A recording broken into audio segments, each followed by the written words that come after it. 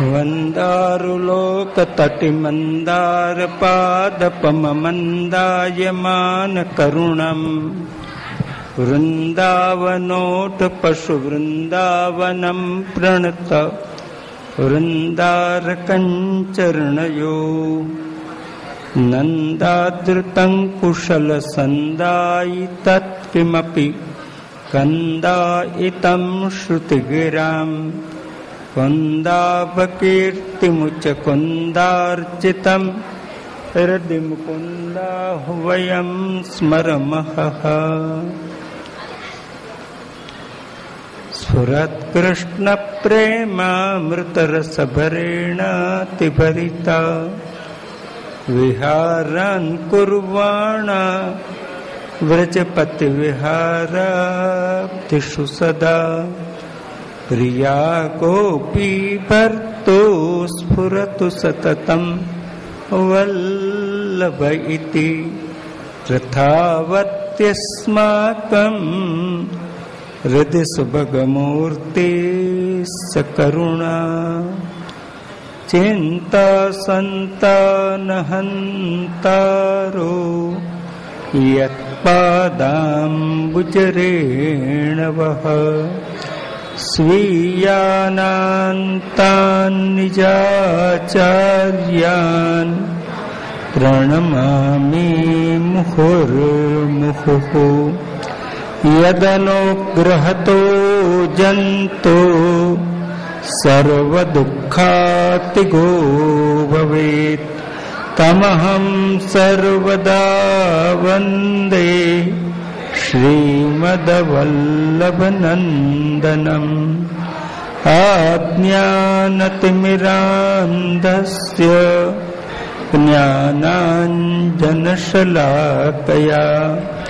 चक्षुरुन्मीलितं येन तस्मै श्रीगुरवे नमः। नमामि हृदये शेषे लीलाक्षीराब्धिशायिनम् लक्ष्मी सहस्रलीलाभिः सेव्यमानं कलानिधिम् चतुर्भेश्च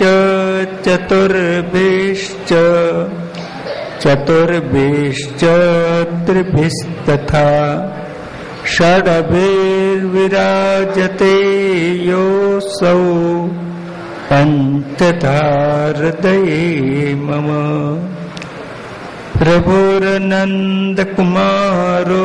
मे स्वामिनी वृषभानुजा कृतार्थोऽहं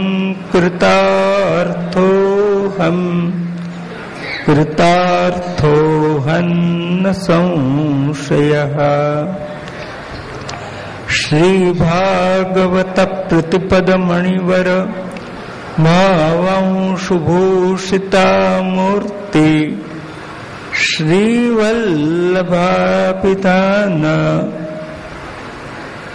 तनोतु निजदास सौभाग्यम्। नमः श्री परमहंसास्वादित चरण कमल चिन्मकरंद भक्तजनमानस निवासाय श्री कृष्णचंद्राय नमः। परमहंस गुरवे श्री शुकाय नमो नमः। श्रीवल्लभाधीश की जय। पूर्णा पुलिंद उरुगाय पदाब्जराग श्रीकुंकुमेन दयितास्तन मंडितेन। बंद कर दो, बंद कर दो। प्रभुना चरण कमल सर्व काम पूरक છે।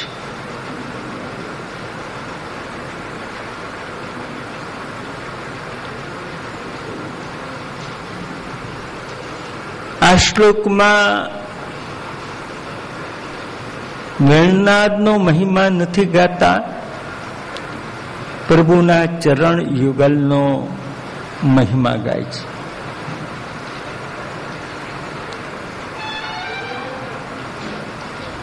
પ્રભુના ચરણનો આશ્રય, એનું નામ પુષ્ટિમાર્ગ.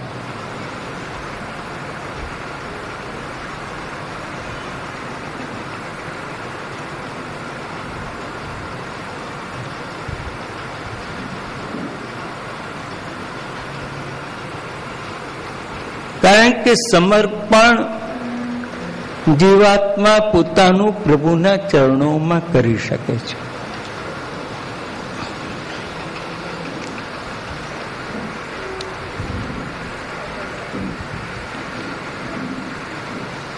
ગોપીજનો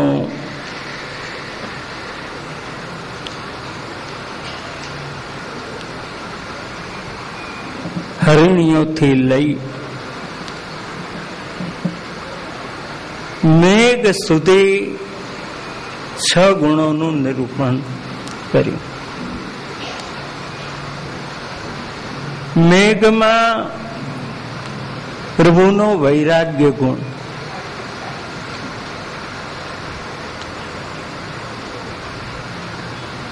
અન્યમાં વૈરાગ્ય વિના આત્મનિવેદન થતું નથી. પ્રભુ સિવાય અન્યમાં જ્યાં સુધી આપણને વૈરાગ્ય ના આવે ત્યાં સુધી આપણે આપનું આત્મનિવેદન ભગવાનને કરી શકતા નથી.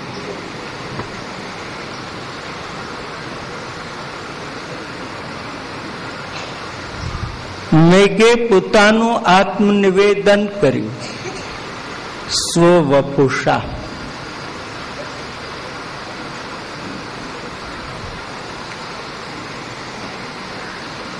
વૈરાગ્ય એટલે પ્રભુના સુખ સિવાય બીજો કોઈ વિચાર નહીં, એનું નામ વૈરાગ્ય.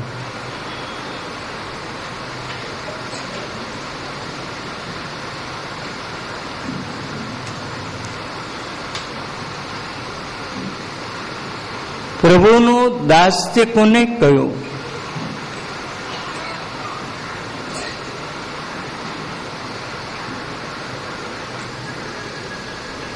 હરેરપી હરિર યદિ.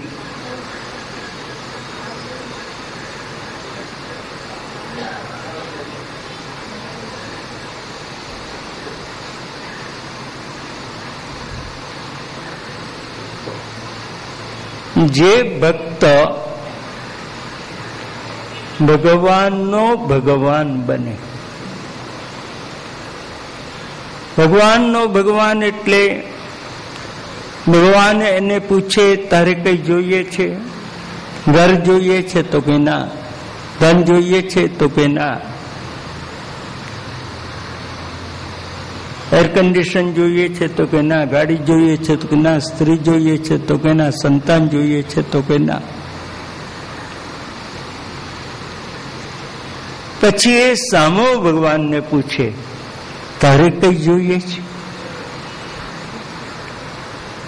તને ગરમી લાગે છે એટલે હું તને પંખો કરું. તને તરસ લાગી છે એટલે જારી ભરી લાવું. તને ભૂખ લાગી છે એટલે સામગ્રી ધરાવું. આમ ક્ષણે ક્ષણે જે ભગવાનનું સુખ વિચારે,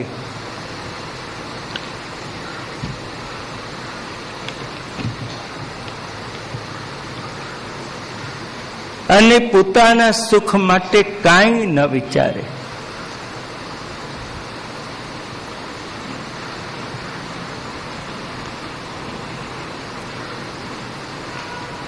પ્રભુના અનન્ય ભક્તોએ ક્યારેય ભગવાન પાસે કાંઈ માગ્યું નથી.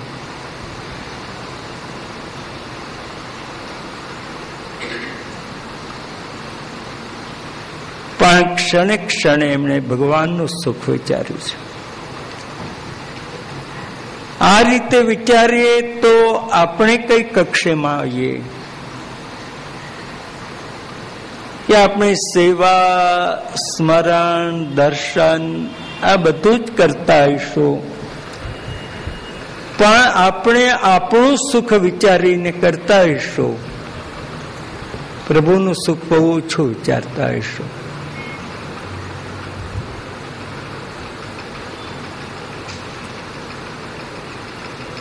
ભગવાનને કેટલા વાગે જગાવવાના? તો આપણી અનુકૂળતાએ.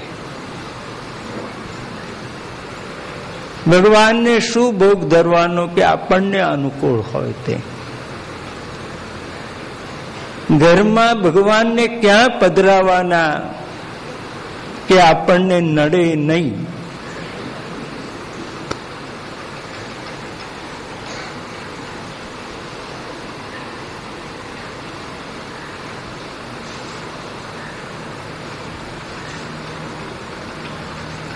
જે દિવસે આપણે ક્ષણે ક્ષણ ભગવાનનું સુખ વિચારતા થઈશું, ત્યારે આપણે કૃપા માર્ગના અધિકારી બની ગયા. એમ માર્ગમાં છે પણ એના અધિકારી બની જઈશું.